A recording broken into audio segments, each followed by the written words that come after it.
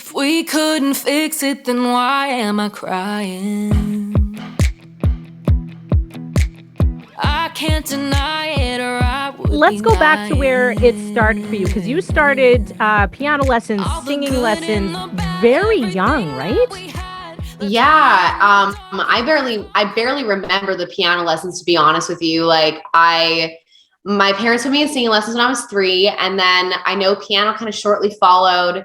But I then wanted to learn guitar, and my cousin Riley, who's a few years older than me, been doing the country music circuit and playing around all these festivals, and he was accompanying me a lot in my younger years, and then it was kind of hard to have to bring him everywhere I was going to play. And so when I was 6, he was like, "Okay, we're going to teach you how to play guitar so you can start, backing yourself up." And for a couple years, I did that. And then by 9, I was writing songs on my guitar and singing. So it's Wow. crazy. So we fast forward, and now you've got, already young, you've got, you've already begun the process of, songwriting for yourself and learning how to express every kind of emotion through music. And now at 13, you're able to record an entire album because you won what was it, the 10K 20? Like, Yeah, I was the talk. youngest recipient to get $10,000. Like they gave a 13-year-old $10,000 to record my music. So that was really cool. I feel like that's the first time I got a big phone call where it was like receiving this massive news. Yeah. And when I got to go to the studio, that was the first time I'd ever gone into the studio to record my own music. That was a huge pinnacle moment for me to be like, this is what I want to do for the rest of my life. And then my parents were like, "Oh no, our daughter is choosing a very uncertain career path." But just being in the studio lit a fire in me that I've never felt before, and I just held on to that. And it's definitely driven me on this road. Well, and that's what I was going to ask you. Being able to step into the studio for the first time at such a young age, what in particular about that experience still stays with you even today when you go into the studio? Like, what about that particular experience, remains the same? Like, has Yeah. really, really, become the foundation of what it is you do now? I think I was very lucky at such a young age to work with a producer. His name was Rich McFarlane, and I had kind of known him for a while before that, and he had taught me some guitar, and we had done some demos and stuff like that. But he was so encouraging through the whole process, and wanted me to just be me through that whole thing. I mean, we spent almost a year working on that record, so he would have me come in and watch the drums getting laid down, and then he laid down all the guitar tracks, and then we had a girl come in and do background vocals, and it was just really cool to kind of watch something I created just on a guitar become this whole production. Nice. And so I think working with somebody who was so encouraging is something that translates now, because you want to work with people who believe in you, who trust your process and understand where your creative goals, where they're sitting, what you want to hear on a record, and have people listen to you because it's your music, it's your baby, right? Mm-hmm. So I definitely, especially now, finding a team here in Nashville that just totally trusts that I'm bringing them something great, and I trust them that they're going to help me bring it to the next level. So, and it's interesting, Shantaia, because you're talking a lot about the people who believe in you and your talent, your gift. My question then becomes who, and maybe there are many people, but who helps you to realize that about yourself? Who actually, motivates you to see the incredible talent that you have? That person that kind of goes, you know, you know what, Shantaia? Yeah, I got this. Because I can imagine, and it doesn't matter how old you are in this industry, there are going to be moments where you feel like, oh man, am I that good, or can I do this? Who is the person or the team that gets you to say, I can do this. I can do this, because you come across as a very confident young woman, and so I'm guessing that there's people who make you see that about yourself. Who would that be?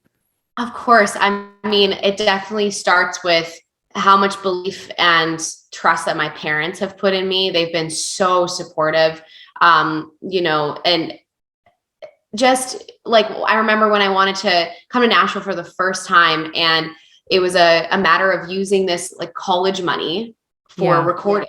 And Wow. my dad was sort of just like, I'm sure when my mom and I presented that to him, his stomach dropped, because for all these years, your parents kind of like put money into a college fund or something, university. And I was like, I don't want to go to college. I don't want to there's nothing else I'd rather be doing with my time or my money, So that it definitely is rooted in my parents always believing in me. And I think I've always proven to them that I have the work ethic and the motivation, because they're the type of people, they're like, you got to show us you're working hard for this though. And so I think over the years, just they've obviously watched me grow up and just show them that motivation. And so definitely them. And then comes, when you're putting a team together, you go to radio for the first time, and you send a song, and there's people that say no. You get so used to hearing no in this industry, and the people that say yes and are excited, you start to know people who are saying yes for your money or your business, and the people who are saying yes because it becomes a passion of theirs too, and a dream that is aligning with yours. So I've been lucky to find a manager who believes in my dream, and radio team, a PR publicist, just all those things where they're like yes, and they see the same vision. So it like I said, lots of no's, but when you get those yeses, you hang on to them for sure.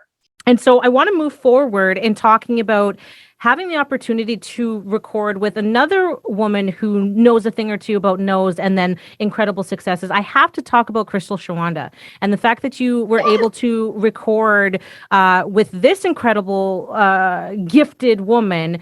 CCMA, Juno, what was that experience like? And what did you take away from working with her?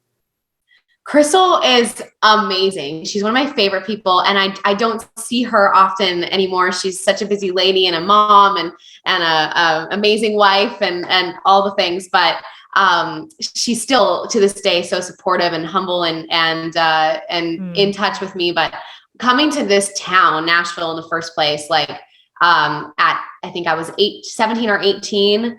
Right out of high school, and she was just like, yes, come down. She just welcomed me with open arms and was just a wealth of knowledge, just giving me so much advice and helping me understand what it's like to go to radio, because I had never gone to radio with a song before. So it was like, we went into the studio. She was the producer on everything. So she was vocal coaching me, which Crystal Shawanda's voice is incredible. It's unmatched and so unique. So to have her coming into the studio in the middle of me laying my vocal tracks down, and she's giving me constructive criticism and positivity and all those things, and I was just so inspired by her. So and same with her husband Dwayne. He's just an incredible person, an incredible guitar player, and also a producer. And so it was just really cool to work with them. They're really cool people.